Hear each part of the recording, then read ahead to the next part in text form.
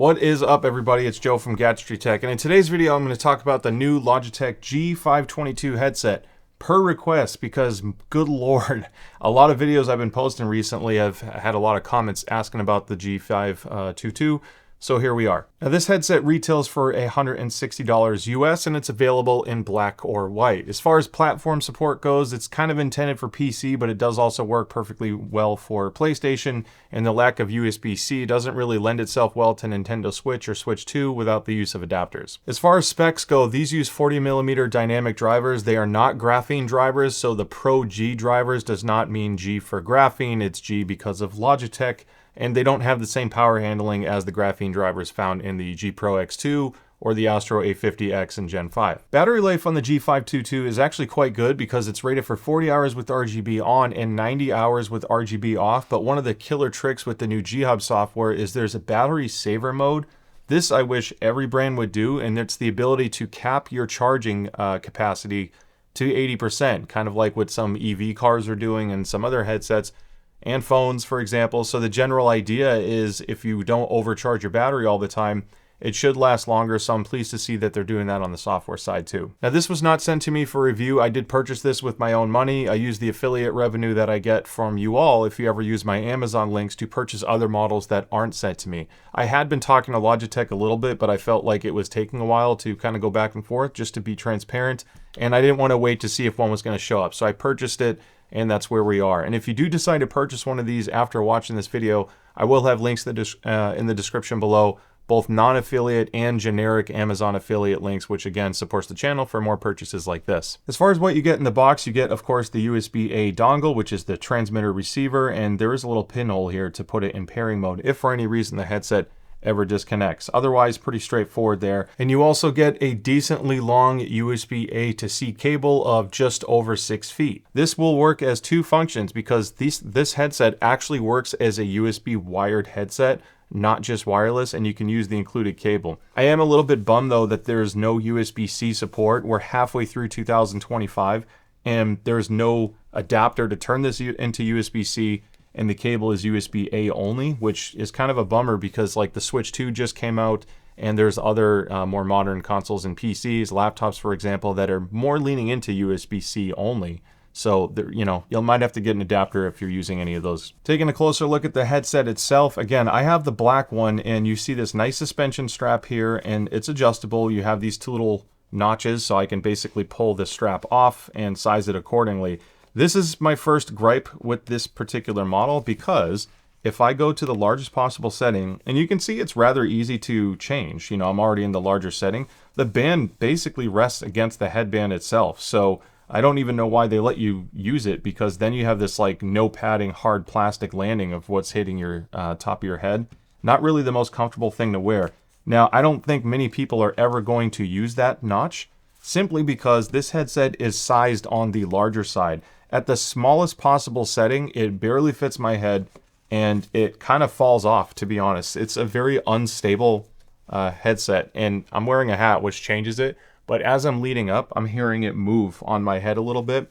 If I had no hat on, it does like kind of slowly slide back. It's a light headphone or headset, at only 290 grams, and the clamp force is extremely light as well. I did 3D print my own measuring rig. So as far as clamp force goes to other competitors, this is definitely on the lighter side. Now, if your head is larger than mine and you don't want your headband or head to touch the top of this chassis right here, which is all plastic, this does have a telescoping yoke to an extent as I switch it into Bluetooth mode.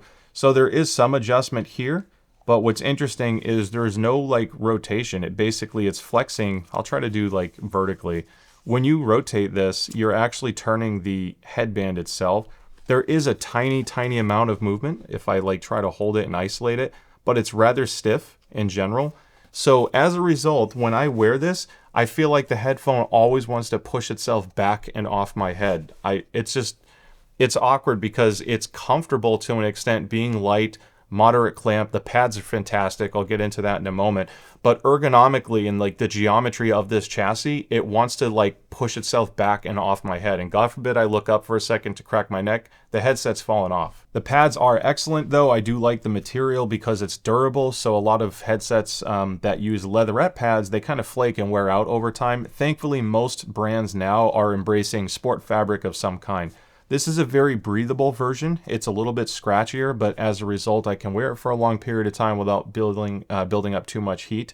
And again, I already mentioned it's durable. So some people will like or dislike that. Because this has a soft clamp and it's very compliant, this memory foam is very forgiving. These are excellent for glasses. I would take these for glasses comfort over a few other models. Frankly, it's probably one of the better ones I've used under 200 for glasses, period. The Turtle Beach Atlas Air, the open back headset, that one is excellent for glasses as well. But if you need a closed back with some form of isolation, this is going to be a little bit better for that. Now, this does not have a lot of noise isolation, which means if you have loud PC fans, loud environment, you are going to hear that more than something like the HyperX Cloud 3, for example, or even the Turtle Beach Stealth 700s. So if you want more noise isolation than this, but you like the Logitech platform or brand as a whole, then I would consider the G Pro X Wireless 2, which comes with leatherette pads and sport fabric pads, but the leatherette ones have amazing sound isolation, so really good at locking in the sound. This one just sounds more open. The pad dimensions are quite large and it's rather deep, and another nice thing is it's removable. So even if you do wear these out, if you want to switch them later, you can easily pop this off. No special gasket or anything, it's just kind of like a rubber ring. But this should fit most ears, and I also love the shape of this because that's actually kind of like what an ear shape is. So if there's a brand that's going for any odd shape, I'd rather it fit like human anatomy. So kudos to Logitech for that. Another nice thing that Logitech did, this is like a little hidden Easter egg, if you will. If you can see in here, this is Braille, and that is Braille for right and or R, and this is Braille for the letter L. So hopefully the camera gets it, but this is really nice for people who might not have the ability to see, and you can kind of feel it, know which one is which, and then know which side to go on your head. The other thing that's going to help stand out is the microphone boom. If the mic is attached, then you are always going to know that's the left side, but it's a nice little touch. I mentioned the ability to put the receiver into pairing mode just by pressing in on that little hole right there if you have like a paper clip, for example. But what I wanted to also show you is if you remove the left ear pad, it exposes a couple little pins. One of them says pairing mode, and the other one says reset. I love that they do this. This is going to help drastically cut down with issues for service center calls, in my opinion. So if you have an issue where the headset's not pairing to your 2.4 anymore, you can just press and hold that button and reset it. I have had that happen to me once already with this, where the light just kept blinking when I switched back from Bluetooth to 2.4. It's only happened once, and to fix it, all I did was remove the dongle and then plug it back into the computer, and it connected within like a half a second. It was super fast. So just in case you can't ever get it to connect, that's what you do to fix it. As far as controls go, power button that slides up and down, relatively easy to use. There's no push button, you just slide it up and it's on, down for off, kind of like the same idea with the Pro X2 wireless. The Bluetooth button is also the pairing button, but when this is on, you can press the button to toggle between your Bluetooth and your wireless 2.4 gigahertz mode. There is no simultaneous Bluetooth with this headset, so there's no way to hear your phone at the same time you're listening to something through the wireless connection. So naturally, being that this supported USB-C mode to work as a wired headset, I was hoping that that would work with Bluetooth as well. It doesn't. It still, no matter what, only allows you to listen to one source at a time. But the switching is relatively painless. Just tap it and it bounces back and forth between wireless and 2.4 mode very quickly. There are no action buttons on this headset, so even though it supports Bluetooth, I only have the ability to adjust volume when I'm connected to my phone. I can't double press anything to change tracks or pause my music. I have to use my phone for that, which is kind of an odd choice. Usually with gaming headsets that have multifunction, there is a button somewhere that allows you to interact with your mobile device. Maybe I'm missing it, but I can't find a way to make it work. This is a push button mute switch for your mic and the USB-C charge port, which is pretty self-explanatory. Now the microphone boom is detachable, and when the headset is turned on, I'm going to do that now, you can see the red light because I'm muted. If I turn it off, the light turns off. There's a built-in windscreen into the mic, so even though there's no foam sock or anything included or something that you may lose, it's nice that it's built in because this does a really good job of blocking out plosives. So if you're a heavy mouth breather, Your friends are going to appreciate this. And I'm pleased to say this microphone sounds amazing as well. There's really good fidelity here. There's no odd sides of compression or artifacting. So to me, this is one of the class-leading microphones under $200. I think on the budget side, SteelSeries has done a really nice job on the new Nova 3 and Nova 5. This rivals the clarity of the Razer Black Shark V2 and the warmth of it. This sounds a little bit thinner, but you can EQ to add more warmth in the Logitech software. So this is a great showing for the mic. And just to let you know, in case you're using the mic and you're walking around your home, I tested the wireless range of this. I call it the toilet test because let's face it, we have a wireless headset. We tend to walk around sometimes. I got it well over 50 feet before I started having any artifacting issues. So the wireless range is really good as well. If you're customizing the microphone, I do want to point out that you can enable sidetone on the settings portion, and it does a really good job. It's super clear. It's basically real time, and it sounds very natural. I've had some other microphones that have a louder sidetone, like the Nova 3 I recently reviewed, but I have no complaints over the sidetone performance here. The only thing I want to point out is the microphone has to be active for you to hear sidetone. So if you're maxing out sidetone, because the default when you first purchase this, the sidetone is off, you crank it up to 100, you still don't hear yourself, that's because the microphone is in a sleep state. So try to do a recording of yourself or join a party chat, then you'll finally hear yourself speak. There's obviously RGB on the headset as well, which you can customize. So if you want to have it, you have 8 zones to customize, and you can even have it sync with Windows if you don't want to use the Logitech software to do so. So it's kind of nice if you're into that thing. Otherwise, you can always turn it off if you just want more battery life. Getting into sound quality and starting with the objective side first, which takes my opinion out of it. This is going to focus on the measurements of how my rig hears it. And I use a Gross KB006X Pinaclone. I take multiple seatings, I average it, and those measurements are reflected on my database, which is linked in the description below. You can use this to compare against many other headsets and headphones I measured if you want to see how this one compares, and also use this to help leverage some of my custom EQ tools if you want to make your own sound profiles, whether it be for certain games, music, or personal preference. Looking at the frequency response, there's some interesting things to point out. For one, even when you compare it to the diffuse field target of my particular rig, this is a fairly bass light headphone, with which, you know, a lot of gamers are looking for more bass. If you are chasing like that pounding deep bass,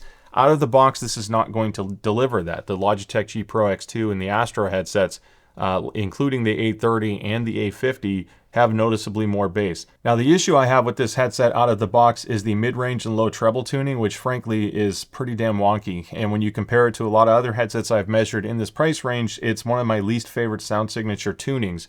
What happens is when you have a lift at 1,000 to 2,000 hertz like this does, and then a big recess at 4,000 and 5,000 hertz like this whole range up here, it takes away detail retrieval while also emphasizing an area that makes things sound pinched like a walkie-talkie effect. It's not a good complementary sound signature to each other, and depending on what you play or listen to, especially on music, it sounds rather unnatural to me, but then I don't get any other benefit to go with it, like extended bass to warm it up a little bit. It's just, frankly, a somewhat lackluster sound signature out of the box. This is just compared to personal preference and a lot of other ones I've measured. Upper treble isn't bad. The good thing is there's no really bad spikes here. Some gaming headsets have really strong 8 kilohertz energy or 8,000 hertz, or way too much upper treble, and it can make things sound overly sparkling and fatiguing.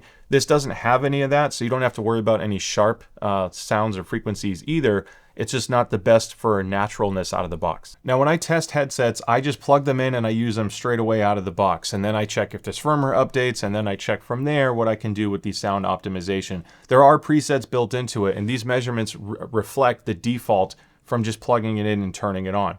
Now, there's some huge advantages with this because this is one of, again, a handful of headsets that support parametric EQ, allowing you to change a lot. Now, on the Logitech G Hub software, you can only adjust it plus or minus 6 decibels.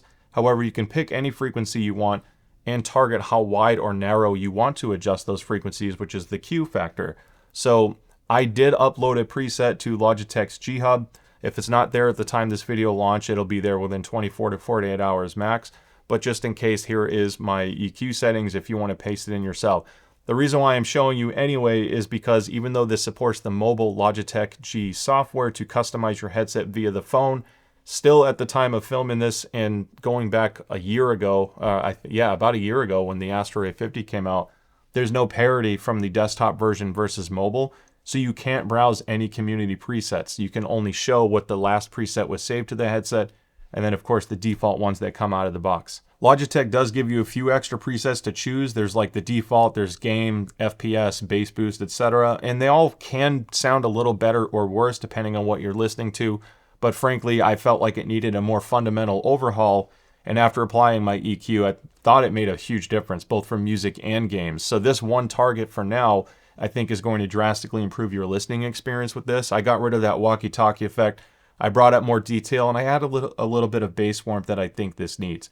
So having said all that, out of the box, not too engaging, not too fun for me, and it's unnatural for music. For a general gaming use, it's okay. I just think if you're paying this much, take advantage of the parametric EQ because you can get a lot more out of it. Now, I did boost bass, but I could have boosted it more. The reason why I didn't, and the reason why you may want more bass, is because depending on what you're listening to, the bass boost I added helped a little bit, but it doesn't sound too pounding of a bass. You know, it's not like overly strong.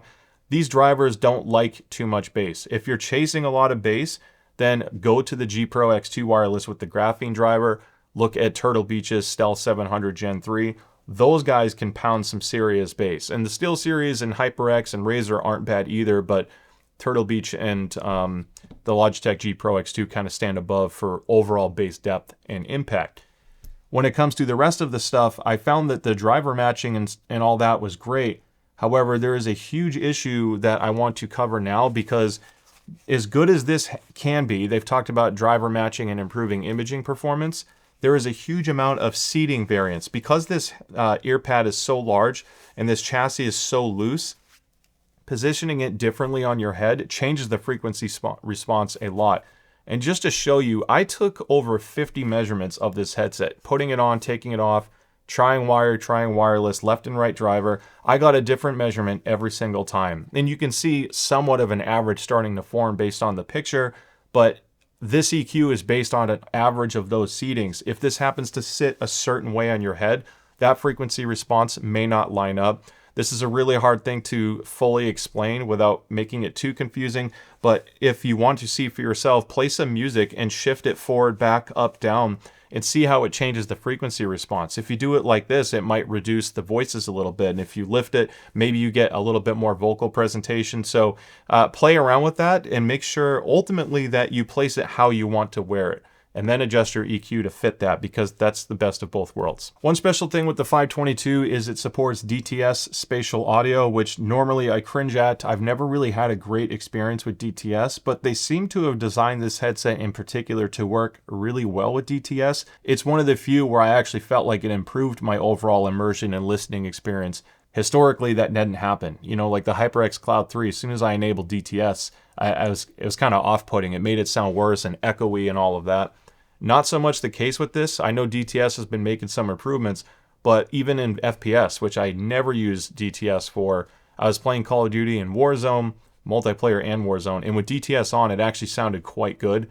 Really good detail retrieval, and the imaging performance was nice, but again, you have to make sure you're symmetrically aligned on your head.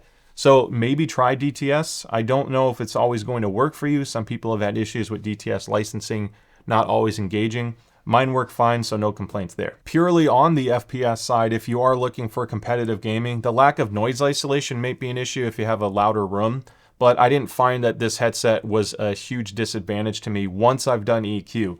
The default sound signature out of the box was not good for FPS for me. I had a hard time picking up any of the subtle positioning cues that I was looking for, and frankly, it was kind of, I didn't even get to play it long. I had to take it off because I get too competitive when I play. And if I feel like my tools are holding me back, well, I want to change my tools. Thankfully, EQ makes a big difference, and once you've done that, you can really have some fun with it.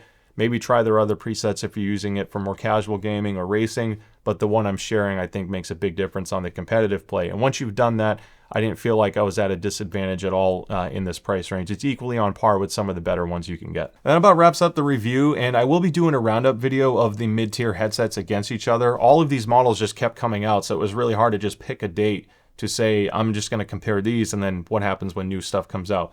So this is one of the latest and final releases that I anticipate for that roundup. So stay tuned for that. Make sure you like and subscribe if you haven't already. As far as this goes out of the box, you know, I think the general sound signature is very underwhelming and disappointing out of the box. There's a lot of potential with EQ, but you are limited in terms of overall bass delivery and technically volume to an extent. It does get loud enough to be not good for your hearing at full blast, but the mental effect of having to hit like 80 to 90% volume for certain things you're listening to, it's going to be a little bit underwhelming volume-wise to something like SteelSeries with the volume limiter off, or the Turtle Beach Stealth 700s, and those get a little bit louder out of the box and with EQ. Having said all that, as long as the chassis ergonomics are also not an issue, either you have a larger head or if your head's similar to mine, and based off feedback I've made in other videos, if you're okay with a light kind of floaty clamp force, if you will, it is very comfortable to wear for a long period of time. It just has to fit right. My only thing that drives me crazy with this headset is I feel like it wants to push itself back and off. And it's a mental thing, and it's super distracting because I want to do this, but the headset's kind of fighting me to do that. So I'm not a huge fan of that. As far as all the other specs and features goes, it's great. I wish it had game to chat mix. There's no game to chat mix. Once again, on a near $200 headset for people who care about that. So it's missing a couple of features that I like, simultaneous Bluetooth, for example, but not a game changer because not everyone is offering that in this price nowadays. So I hope you found this video helpful. Just keep in mind, I view you all as friends, not viewers. This is my side job. I do this because I'm trying to provide the best information I can. If something's changed or I'm wrong, or you know something I don't about this model, feel free to comment it. I just want to help people, and I hope you found this video that. So with that being said, thank you so much for watching and your support. Don't forget to like and subscribe so I can see you in some future videos. Stay safe. I'll see you next time. Bye.